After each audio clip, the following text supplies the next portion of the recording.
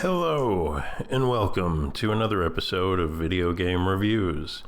Today we're going to be talking about Brothers, A Tale of Two Sons on the Nintendo Switch.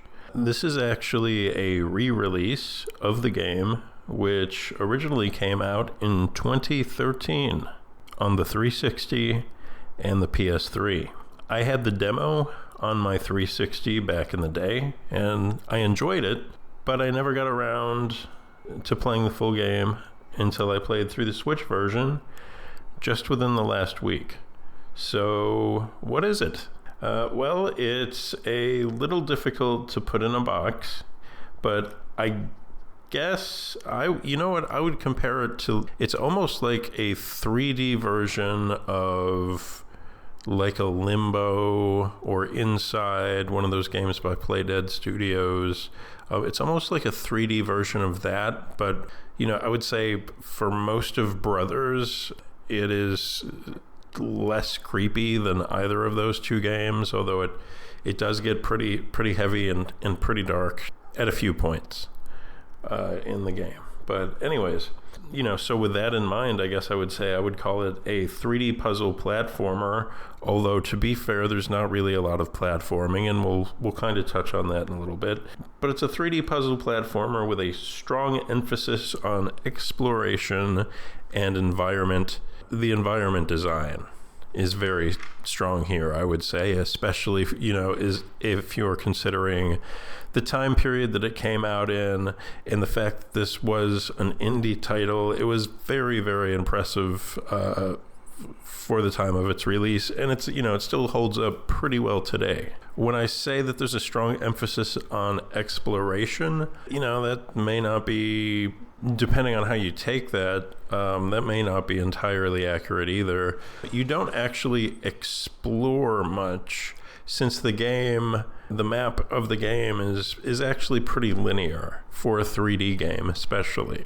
And what I mean by exploration in this case is more that the game doesn't really hold your hand, so you have to observe your environment and do a little bit of, I would say a pretty minimal amount of experimentation to determine what you can interact with and how that will help you move forward. So it's, kind of light puzzle solving, and there isn't much, if any, text in the entire game, and they invented a language for this game and intentionally did not provide subtitles because you're intended to interpret the meaning of what's being communicated between characters through the context of the situation and body language mostly, and they wanted, really what they wanted is to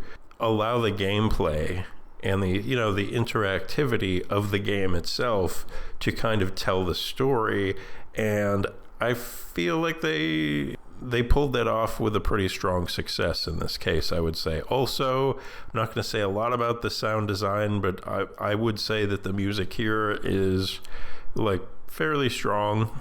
So it's a pretty good score. But anyway, yes, so it requires exploration in the sense that it doesn't hold your hand or like tell you explicitly where you're supposed to go and what you're supposed to do. However, despite that sort of vagueness, it's actually still, in my opinion, a very easy game. There is no real combat, and the puzzles tend to be pretty easy, in my opinion, by and large, I would say. But despite that, I would say that the game is still worth a playthrough. I don't think I've played anything quite exactly like it before. It does stand apart from the crowd, even though I did compare it to two other 2D games, just in terms of sort of the genre that this would fall into. But this Brothers, A Tale of Two Sons, I would say, does enough to set itself apart so that it feels pretty unique, both in terms of tone and gameplay. So the controls are very minimalist here. So you control two brothers at the same time, but separately. So the controls are minimalist but effective, and you control one brother with the left thumbstick, and that brother has one button, one sort of action button besides movement, and that is the left trigger is his interact button. And then you control the other brother with the right thumbstick, and he, with the right trigger, that's his interact button, which changes what it does based on his sort of positioning and context of whatever situation he's in. And anyways, that's it for controls. That's the whole game. There's no equipment. There's no real collectibles. There's no items or secrets. I guess technically there's some secrets, but you don't really get rewarded for them other than the in-game achievements. But, there's nothing really beyond that. Like, if you want to explore kind of what you can interact with and kind of what you can do that is outside of your main objective, then you would be doing that just for the pure joy of discovering it, which is kind of cool, actually. I sort of like how minimalist this game is in a lot of respects. So jumping, for example, happens automatically when you reach a ledge, like a ledge or the edge of a cliff or whatever, similar to some of the 3D Zelda games. Like, they work the same way. If you come to like the edge of a crevice, then you just automatically hop over it, and it's the same thing here. So the story starts out simply enough, but without spoiling anything, it gets,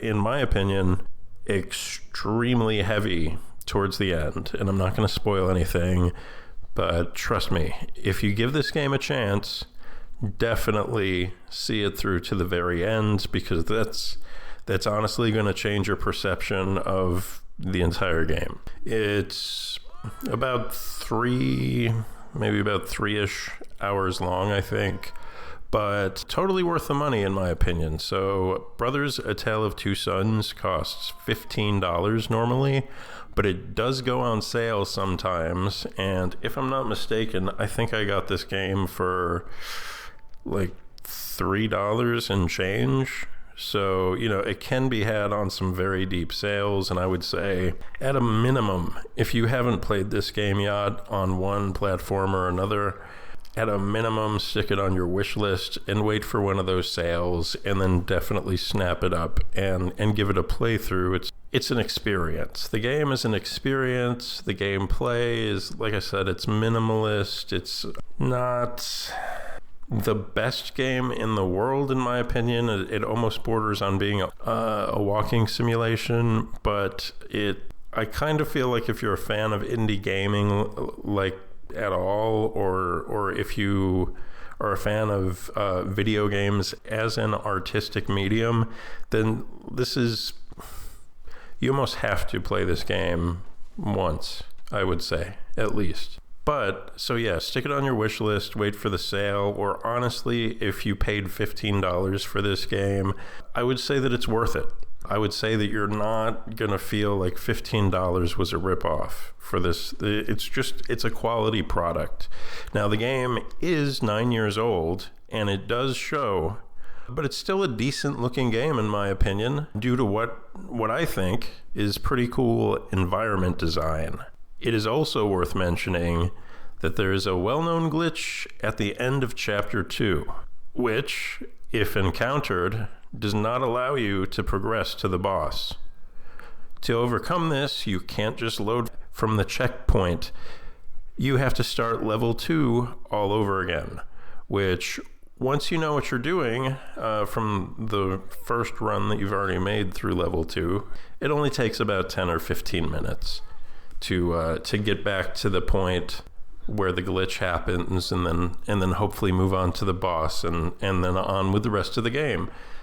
So yeah, that'll take you about 10 or 15 minutes to breeze through. This game is old, and so is this bug. This bug, like I said, it's a well-known bug. It's been around for a long time, and so it does seem safe to say, unfortunately, that this probably will not be getting a patch ever.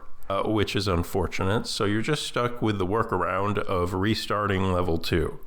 And normally something like that might be a deal breaker for me.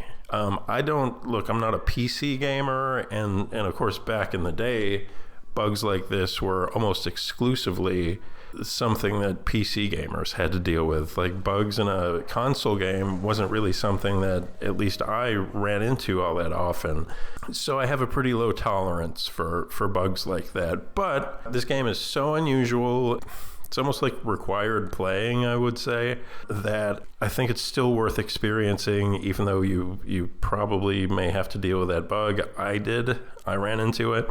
But anyways, I think that's about it for this one. Please click like and subscribe and click the little bell so you get notified when I drop a new video, whenever that may be. Thanks for watching. I'll see you next time. Bye-bye. Kaya?